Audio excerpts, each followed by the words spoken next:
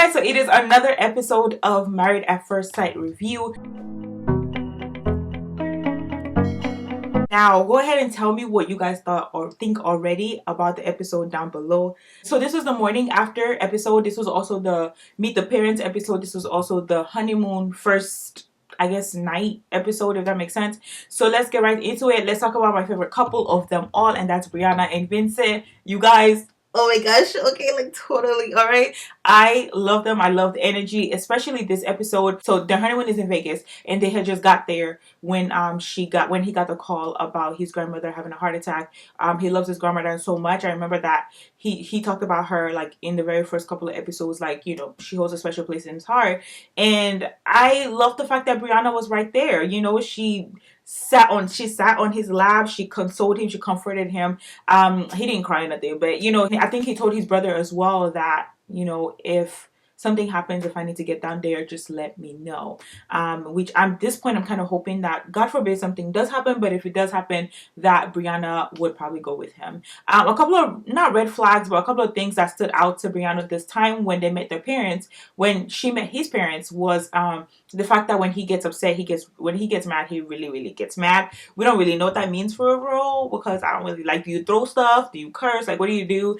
I don't know what that means, but that was something that, you know, she talked to him about afterwards, you know, and he was like, he honestly really gets upset, but I don't know what happens when he does get upset, but hopefully they'll work through it, okay? Concern, I guess, of hers was that he's a workaholic, and that was what his family said as well about him, that he is a workaholic and he loves to work. Now, understanding that, you know, he quit his job just to start his own business, I'm pretty sure that, you know, there's a lot that goes into it. I hope that all goes well with him with that situation. I love them. They haven't done any wrong in my eyes thus far, okay? Because they just can't.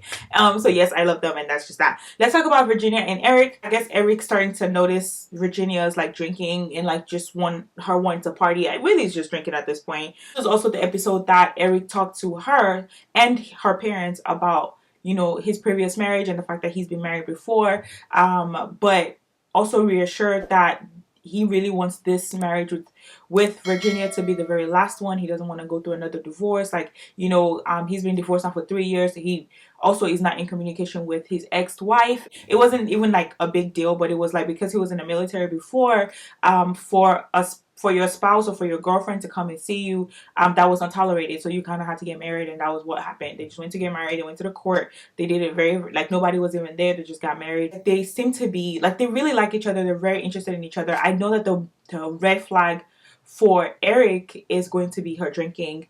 And one thing that his family said about him to her was that he works, you know. Apparently his father is also a pilot, so his mom was able to advise Virginia, and was just like, you know, that's the sucky part, is that they go to work 4 days a week, and so they are out 4 days a week, you know, of which Virginia was like, honestly, she likes her alone time, so she does not mind the fact that he would go and do his thing and then have her alone time, and then once, you know, he comes back, then they have their time together. So it looks like they're working it out. So that's all I can ask for. I really think their chemistry is legit. Like, they really like each other, so I have nothing bad to say about them either, okay? So Virginia and Eric, neither has Brianna and Vincent consummated their marriage. I believe actually the only person that has consummated their marriage is Paige and Chris. So that leads me to Paige and Chris. Now, of course, this time around, ain't nothing changed from last time, okay? Let me tell you the amount of fake cries that happened. I could not take him seriously, and it's so sad because, oh my gosh, where do I begin? Okay, so let's start from the very, like, how it all started. Okay, we saw Paige going to sit down on a chair by herself. There was no Chris around.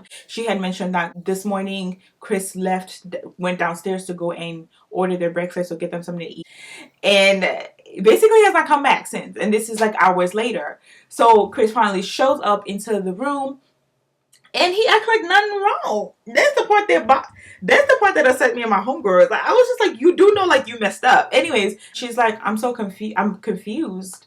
And he's like, wait, what are you confused about? And I'm just like, are you you're either slow, or you're dumb, or you're just plain stupid to leave your wife waiting for hours. And there he goes. What is that? What am I supposed to do with that? What is the tear for? He had a panic attack when he got downstairs, and so he just needed a little alone time. At this point, caring, loving, compassionate Paige goes to Chris's side at this point. Like, so she has to let her feelings go in order to accommodate his foolish, unnecessary feelings. He's like, well, To be honest, the reason why I had a panic attack was because you're what I need, but the attraction is just not there. Fast forward, obviously her feelings are hurt at this point. She's so classy. She no reaction, no like hoopla, nothing. Then it's time to meet the parents. She goes to meet his parents.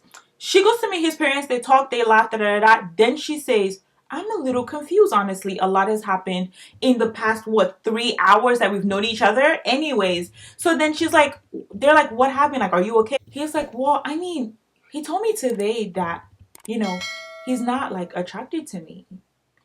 Family's stunned. She's like, honestly, we've been intimate. So my confusion is, when you were intimate with me last night, you didn't think that you were not attracted to me at the time? Like, how does that make sense? Make it make sense, The mom or auntie, whoever she is. So she's like, but was there alcohol involved? Which will make it a good excuse as to why Chris slept with her, was because there was alcohol involved. So then she says, how about this morning when we were intimate? Like, alcohol wasn't involved.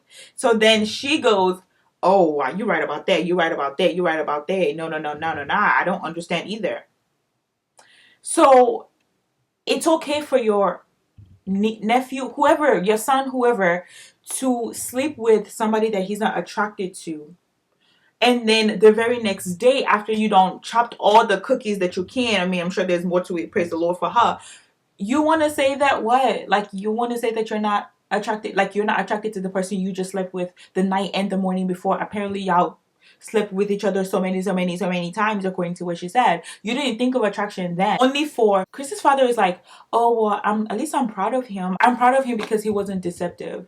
What is the definition of deceptive? But you made her feel like, she is your wife, and all of that, and then only for you the next morning to be like, I'm not attracted to you.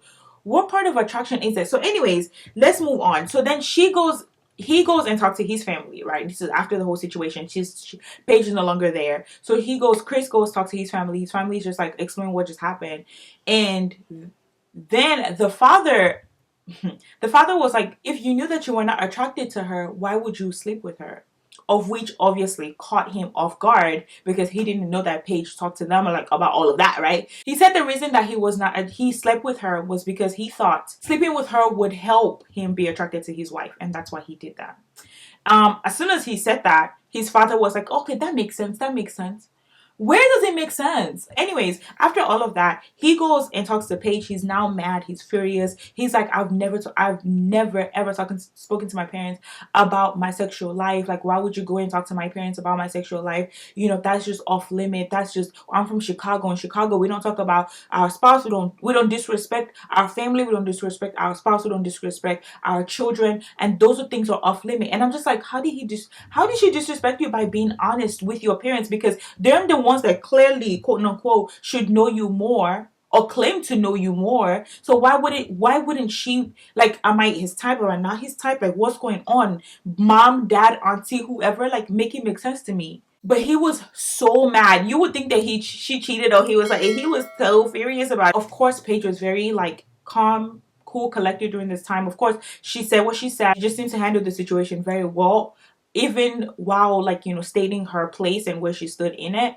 After all of that, he was just like, it's our business. We're married. Your business is my business. I don't think you need to be sold out, right? And I'm just like, you're dumb enough to think that there's no cameras rolling. You're dumb enough to think that we wouldn't know the answers to all of this even after we're done with the season and we all watch the episodes. Like, you don't think that this is still gonna come out. Like, you're still gonna look like the moron that you truly, truly are. Anyways, and so then they moved to the honeymoon.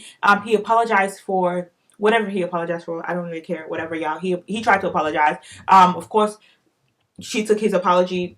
It's so much. I think it's so different when you're on the outside looking in than like when you're inside the situation. Anyways, so he apologized. She accepted the apology, and then he asked for a kiss. And she didn't give it to him at first until he like pulled her closer. And I'm just like, things are so awkward. If you're not attracted to me, what are you kissing me for? Haley and Jacob. Honestly, I wrote boring. I don't really know that I'm like excited about their relationship. He talks about himself a lot. He talks a lot, but he talks a lot about himself. Like he talks about himself a lot. Like when you hear him talking, he's most likely talking about himself. Um he likes steak and eggs. That's about all he actually eats is steak and eggs. Haley, on the other hand, is like, I like every type of food that you could think about. Like, it's not that deep for me. I'm not as picky with foods. There's really not much to talk about. I don't really know them for real, to be honest. Except for, like, I feel like I know Jacob a lot more than I know Haley for sure. Anyways, let's move on to Clara and Ryan. Their relationship is nice.